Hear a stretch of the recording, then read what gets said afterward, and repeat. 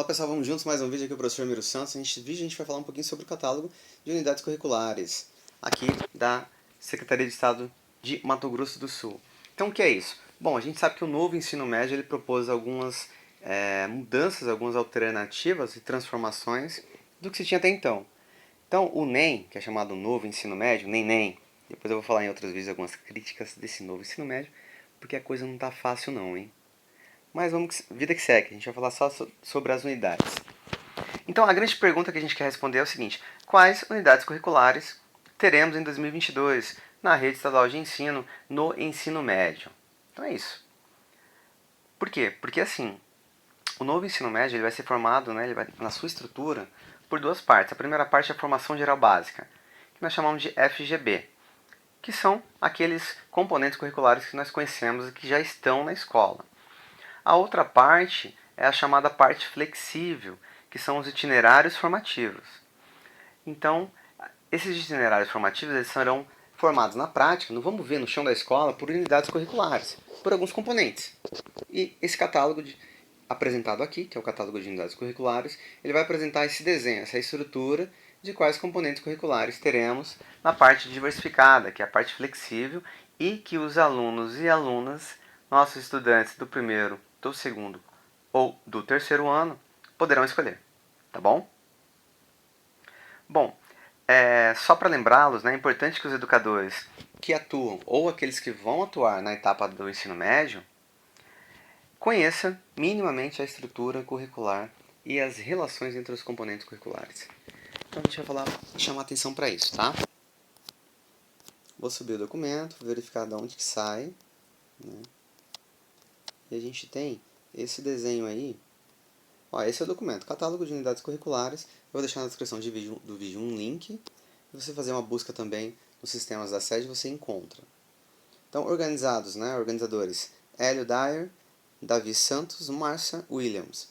Essa foi a versão 0.5 e é editado, produzido pela Secretaria de Estado de Educação do Governo do Estado de Mato Grosso do Sul. Então, os catálogos eles buscam deixar ali bem claro, um desenho dessa estrutura das unidades curriculares da parte dos itinerários formativos. Ele, na sua apresentação, ele já vai chamar a atenção de onde que saiu. O Governo do Estado de Mato Grosso do Sul, por meio da Secretaria de Estado de Educação, apresenta o currículo de referência. Não, aqui não é o currículo de referência, é um catálogo de unidades curriculares. Muito provavelmente esse texto foi tirado do currículo de referência. Entretanto, o currículo de referência, ele tem em si orientações sobre esses catálogos, mas não tem um catálogo. Então, o catálogo ele faz parte do currículo. A Lei 13.415, que é a Lei da Reforma do Ensino Médio, ele altera a LDB e incorpora novas características ao ensino médio em todo o país. E uma das características é essa parte diversificada, que é a parte flexível. E a gente também pode chamar a atenção para o ano de 2018. Em 21 de novembro de 2018, o Conselho Nacional de Educação e a Câmara da Educação Básica do MEC, do Ministério da Educação, o que eles fizeram? Eles atualizaram as diretrizes curriculares nacionais para o ensino médio, estruturando o currículo e dividindo ali o currículo em formação geral básica e em itinerários formativos, que eles vão dizer que são indissociáveis, mas eles têm características que são diferentes, tá? Então depois, mais na frente, também a gente vai fazer a crítica, sobretudo do artigo 11 dos DCNs, que é a resolução número 3 de 2018. O artigo 11 tem várias coisinhas ali que a gente precisa de analisar. Então, pessoal, temos um infográfico das unidades curriculares. Nesses tons de azul são as unidades curriculares que dizem respeito à área do conhecimento de linguagens e suas tecnologias. O de vermelho, a da matemática. O de verde, a das ciências da natureza. E o de amarelo, a das ciências humanas. Então a gente vai ver no infográfico, fica muito melhor para visualizar, tá bom? Vamos lá, vamos avançando. Ó, catálogo de unidades curriculares.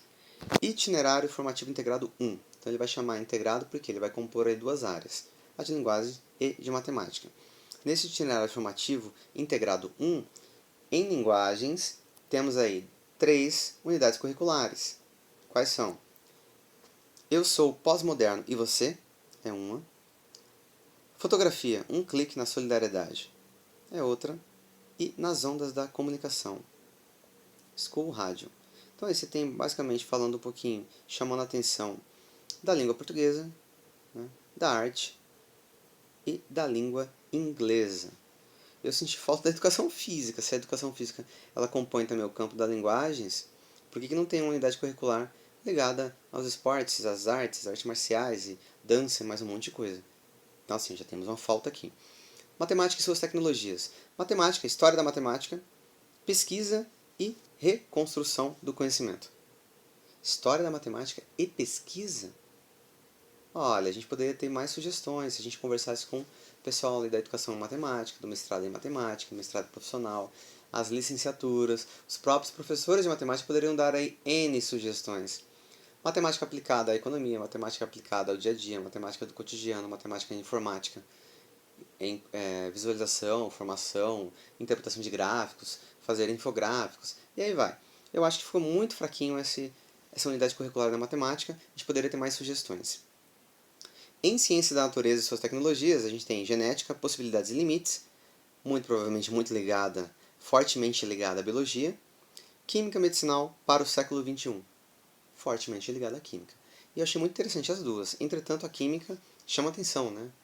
Eu faria esse aqui, ó, química medicinal, para o século XXI ainda. Ou fitoterapia, estudos sobre a química e o uso em medicina. Olha, seria muito interessante.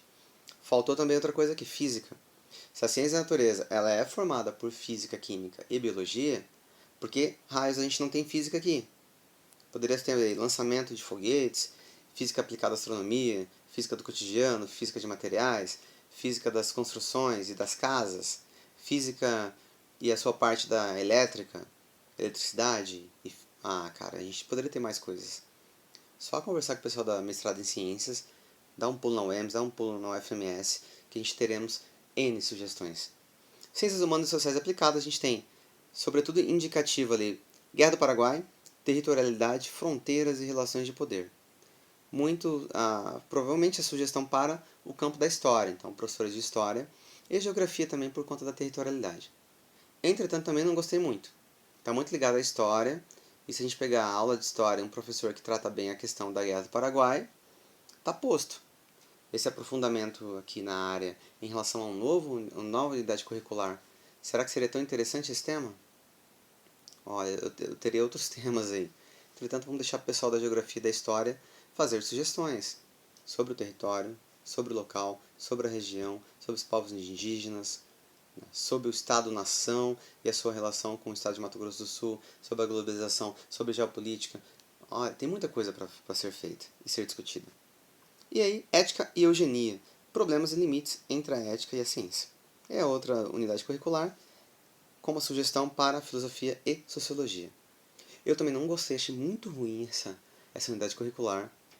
Sozinho, em 10 minutos, eu faria 15. Eu teria 15 sugestões para dar para a Secretaria de Educação.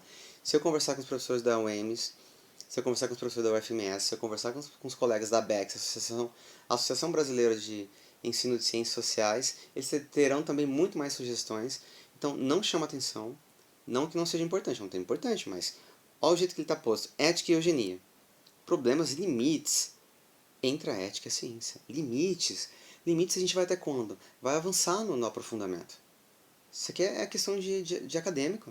Então essa é uma disciplina para aprofundamento de estudos no curso de filosofia.